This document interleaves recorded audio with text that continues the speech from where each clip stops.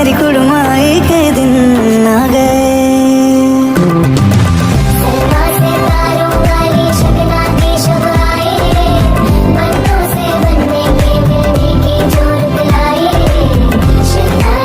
পৃথিবীর সবচেয়ে পবিত্র আর মধুর বন্ধন হয়ে থাকে বিবাহ বন্ধন।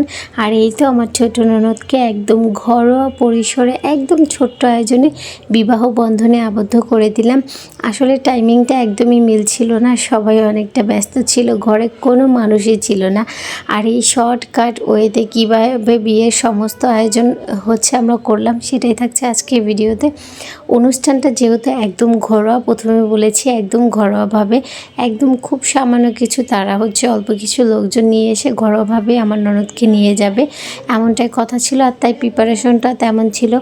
আর এরই মধ্যে হচ্ছে আমাদের আরেকটা দুর্ঘটনাও ঘটেছিল। আমাদের একজন ফ্যামিলি মেম্বার গত হয়ে গেছে একদম হচ্ছে বিয়ের আগের দিন রাতে। এই জন্য অর্ধেক মানুষ পরিবারে দেখা যায় ওখানে চলে গিয়েছিল, কোনো কিছুই তেমনভাবে করা হয়নি। জাস্ট আমরা ঘরে কিছু মেয়ে মানুষই ছিলাম যারা হচ্ছে টুকটাক এগুলো করতে পেরেছি, কারণ কোনো আয়োজন করা হয়নি এই জন্য। আর এই তো এদিকে বাবুর্চিরা সকাল সকাল কিন্তু রান্না বসিয়ে দিচ্ছিল।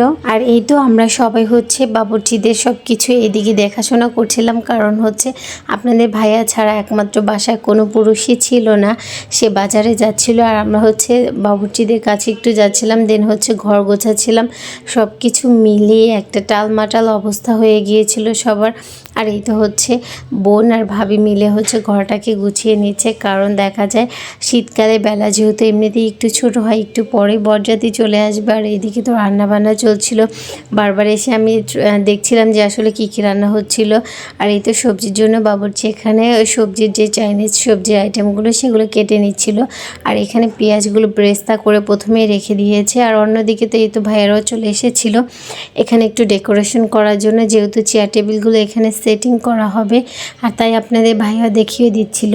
আর এই বাবুর্চিটা হচ্ছে আপনাদের ভাইয়ার ঘরোয়া বাবুর্চি বললেই পারেন, কারণ তাদের যত ধরনের অনুষ্ঠান আছে এই বাবুর্চি মামাই নাকি করে থাকে। আমি জাস্ট 2টা অনুষ্ঠান পেয়েছি। এক হচ্ছে আমার মেয়ের আকিকা করিয়েছিলাম, তখন এই হচ্ছে ভাইয়াটাই রান্না করে দিয়েছিল। আর এখনও তাকে ঠিক করা হয়েছে, কারণ তার হাতে রান্না অন্যরকম একটা টেস্টি হয়। আর এইতে এদিকে হচ্ছে স্টেজের জন্য সাজিয়ে নিচ্ছিল। আর ফাইনালি কিন্তু আমরা মোটামুটি কোনো রকম একটু রেডি হয়ে নিয়েছিলাম, কারণ ওই যে বললাম কোনো কিছুই আমাদের প্রিপারেশন করা তেমন ছিল না, তাই কোনো রকমভাবে আমরা একটু রেডি হয়েছি। জাস্ট ঘরের যেই সব ড্রেস ছিল সেগুলো পরেই নিয়েছি, কোনো সাজগোজ ছিল না। আর এদিকে হচ্ছে কনেকে সাজানোর জন্য তো হচ্ছে পার্লার থেকে লোক চলে এসেছিলো, আর এইদিকে সাজানো হচ্ছিলো। আর ভাবি এগুলো নিয়ে অনেক দুষ্টুমি করছিল তার জিনিসগুলো নিয়ে। আর আমি তো হচ্ছে এই ছাদে চলে এসেছিলাম যে কী কী রান্না হয়েছে সেগুলো একটু আপনাদের সাথে শেয়ার করার জন্য। আর এখানে আমি চাইলেও খুব বেশি ভিডিও করতে পারি না, কারণ আমার ফ্যামিলি মেম্বার তারা ক্যামেরা ফ্রেন্ডলি না, তারা ক্যামেরার সামনে আসতে চায় না, আসে না। তাই হচ্ছে দেখা যায় এইরকম টুকটাক কিছু ভিডিও করে আপনাদের সাথে শেয়ার করলাম আমার ননদের বিয়েটায় আমরা কি করেছিলাম। আর এই তো জাস্ট ঘরোয়া পরিবেশে কোনো রকমভাবে এগুলোই আয়োজন করা হয়েছিল। আর লাস্টে তো দেখা যাচ্ছে এই বড় চলে এসেছে, আর ভাবি হচ্ছে বরকে খাইয়ে দিয়েছিল। একদম রাত হয়ে গিয়েছিল বরের খাবার খেতে খেতে, যেহেতু শীতকালের সময় এমনিতেই সন্ধ্যা হয়ে যায়, তাদের আসতে একটু লেট হয়েছিল। সেই তো ভাবি বরকে খাইয়ে দিচ্ছিল। আর হ্যাঁ, এখনকার বররা কিন্তু এভাবেই আসে, কারণ এখনকার বররা আর পাঞ্জাবি এগুলো পরেই না ভাই। আর এই তো ফাইনালি এই ছিল আমাদের বিয়ের ছোট্ট ভিডিও।